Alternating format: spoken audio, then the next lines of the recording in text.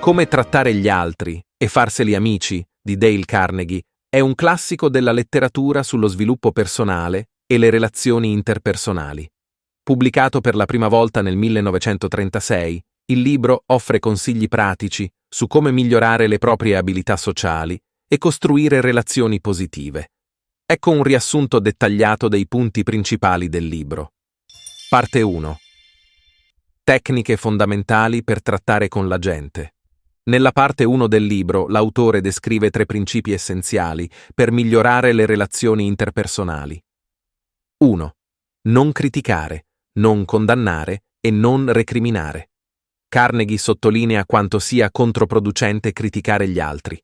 Critiche, condanne e lamentele spesso provocano risentimento e non portano a cambiamenti positivi.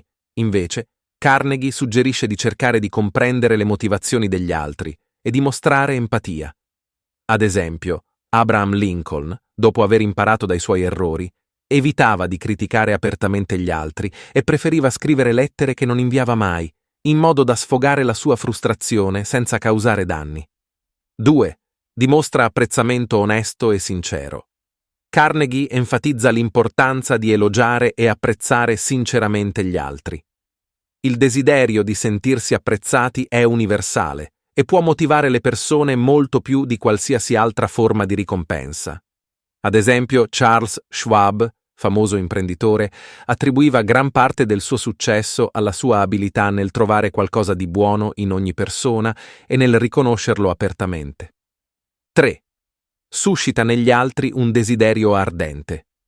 Per influenzare gli altri, bisogna capire cosa desiderano veramente e aiutarli a raggiungerlo. Questo principio si basa sull'idea di mettere gli interessi degli altri al primo posto e di vedere le cose dal loro punto di vista. Ad esempio, per motivare, un venditore dovrebbe concentrarsi sui benefici e delle opportunità che derivano dall'acquisto prodotto per il cliente, piuttosto che dei propri obiettivi personali o aziendali. Ad esempio, Carnegie racconta che un allevatore di maiali doveva convincere un agricoltore a vendergli del mais. Invece di parlare del suo bisogno di mais, parlò delle difficoltà dell'agricoltore e di come avrebbe potuto aiutarlo a risolverle comprando il mais a un buon prezzo. Questo approccio empatico portò al risultato desiderato. In sintesi, la parte 1 del libro di Carnegie si concentra sull'importanza di evitare critiche, di mostrare apprezzamento sincero e di suscitare nei altri un desiderio ardente per ottenere la loro collaborazione e amicizia.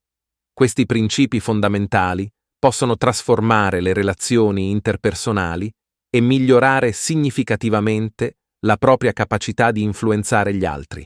Parte 2. 6 modi per far piacere agli altri. Questa sezione offre consigli preziosi su come creare e mantenere relazioni positive. 1. Mostrare un genuino interesse per gli altri. Il primo principio è mostrare un genuino interesse per gli altri. Carnegie racconta la storia di un ragazzo che, mostrando interesse per un'altra persona, riuscì a ottenere un lavoro di grande prestigio. Questo esempio dimostra che quando ci interessiamo sinceramente agli altri, siamo in grado di costruire relazioni più forti e autentiche. 2. Sorridere. Il secondo consiglio è semplice ma potente: sorridere. Carnegie sottolinea che un sorriso sincero può rompere il ghiaccio e rendere le interazioni più piacevoli. Racconta di un venditore che semplicemente sorridendo ai clienti riusciva a incrementare le sue vendite. Questo ci insegna che il sorriso è un linguaggio universale che può migliorare le nostre relazioni quotidiane. 3. Ricordare il nome delle persone. Il terzo principio è ricordare il nome delle persone, perché è il suono più dolce e importante in qualsiasi lingua. Carnegie condivide la storia di un uomo d'affari che, memorizzando i nomi dei suoi clienti e usandoli nelle conversazioni, riuscì a creare un forte legame con loro. Questo dimostra che ricordare i nomi è un segno di rispetto e considerazione. 4. Essere un buon ascoltatore. Il quarto consiglio è essere un buon ascoltatore e incoraggiare gli altri a parlare di sé. Carnegie cita l'esempio di un dirigente che, ascoltando attentamente i suoi dipendenti, riuscì a risolvere molti problemi aziendali e a migliorare il clima lavorativo. Ascoltare attivamente non solo ci fa capire meglio gli altri, ma li fa sentire importanti e rispettati. 5. Parlare di ciò che interessa agli altri. Il quinto principio è parlare di ciò che interessa agli altri. Carnegie narra di un venditore che, studiando i bisogni e gli interessi dei suoi clienti, riusciva a personalizzare le sue proposte e a concludere più vendite. Questo ci insegna che per farsi amici e influenzare positivamente gli altri, dobbiamo metterci nei loro panni e capire cosa è importante per loro. 6. Far sentire gli altri importanti. L'ultimo consiglio è far sentire gli altri importanti e farlo sinceramente. Carnegie racconta di un manager che, riconoscendo e valorizzando il lavoro dei suoi dipendenti, riuscì a creare un team motivato e produttivo. Questo principio si basa sull'idea che tutti desiderano sentirsi apprezzati e riconosciuti per i propri sforzi. Parte 3. Come convincere gli altri a pensare come te. In questa sezione del libro, Carnegie si concentra sulle tecniche per convincere gli altri a condividere il proprio punto di vista. L'autore propone diverse strategie efficaci per ottenere consenso e influenzare positivamente le persone.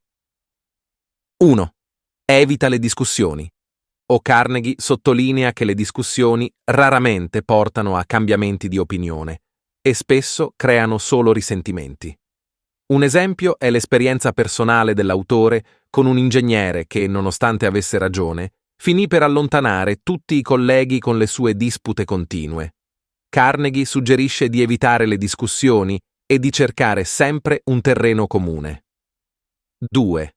Rispetta l'opinione altrui. Una storia significativa è quella di Abraham Lincoln, che scrisse una lettera di critica a un generale durante la guerra civile, ma non la inviò mai. Lincoln capì che rispettare l'opinione altrui e cercare di comprendere il loro punto di vista era più efficace per mantenere buone relazioni e ottenere collaborazione. 3. Se sbagli, ammettilo subito e con enfasi. Carnegie racconta di un incidente automobilistico in cui si trovò a discutere con un poliziotto. Invece di litigare, ammise subito il proprio errore. Questo disarmò completamente il poliziotto, che finì per lasciarlo andare senza multa.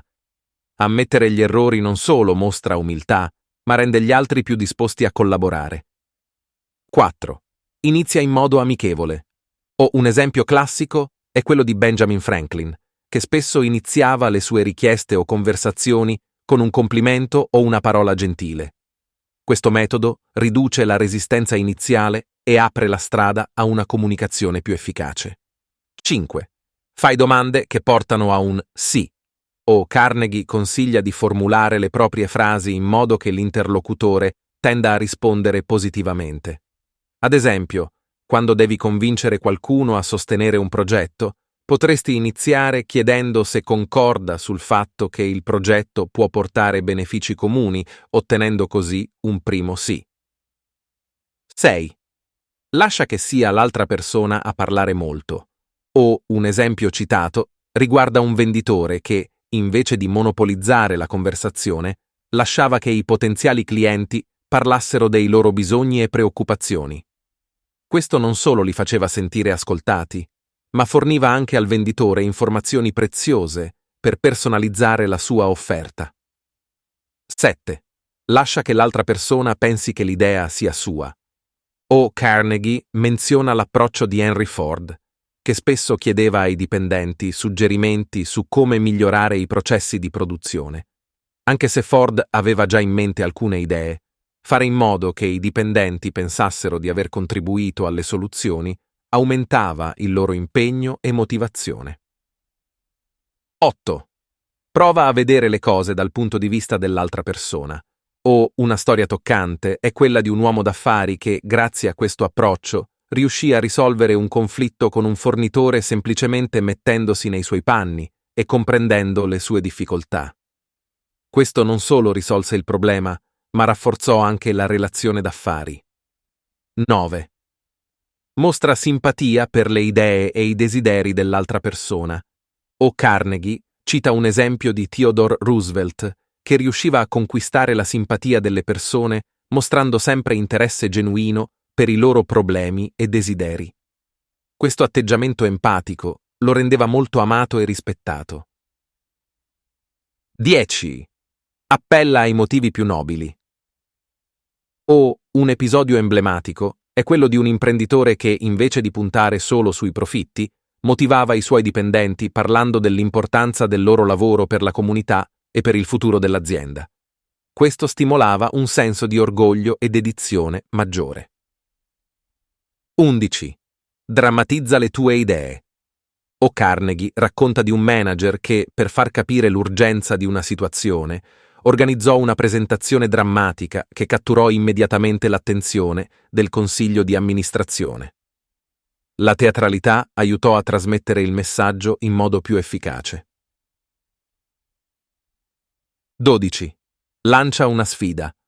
Un esempio classico è quello di Charles Schwab, che sfidava i suoi dipendenti a migliorarsi costantemente, creando un ambiente competitivo ma positivo. Questo non solo migliorava la produttività, ma motivava anche i dipendenti a dare il meglio di sé. Parte 4.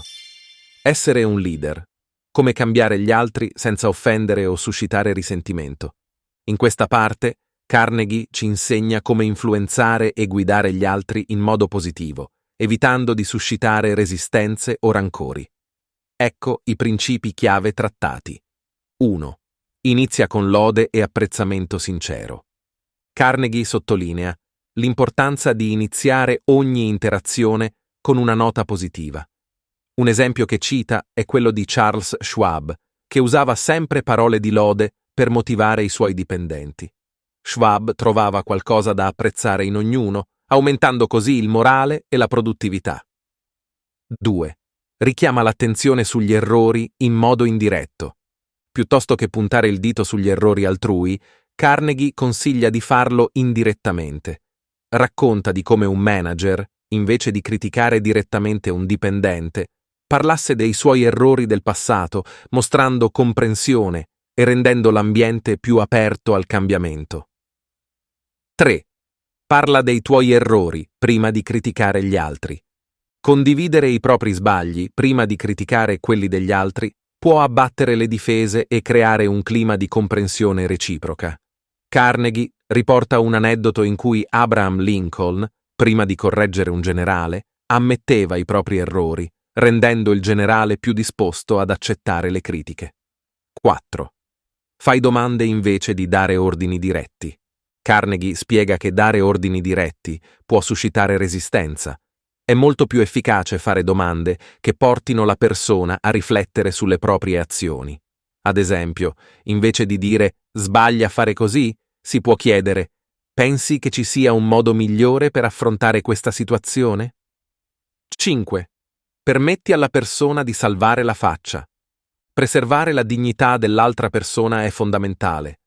Carnegie racconta di come Henry Ford, quando trovava un errore in un progetto, evitava di mettere in imbarazzo il responsabile davanti agli altri, ma parlava in privato, permettendo alla persona di salvare la faccia e correggere l'errore senza umiliazione.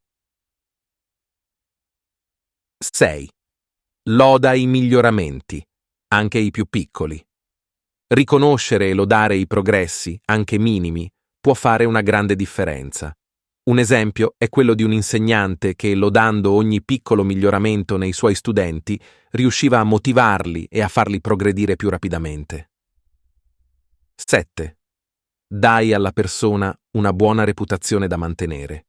Carnegie suggerisce di dare agli altri una buona reputazione da vivere.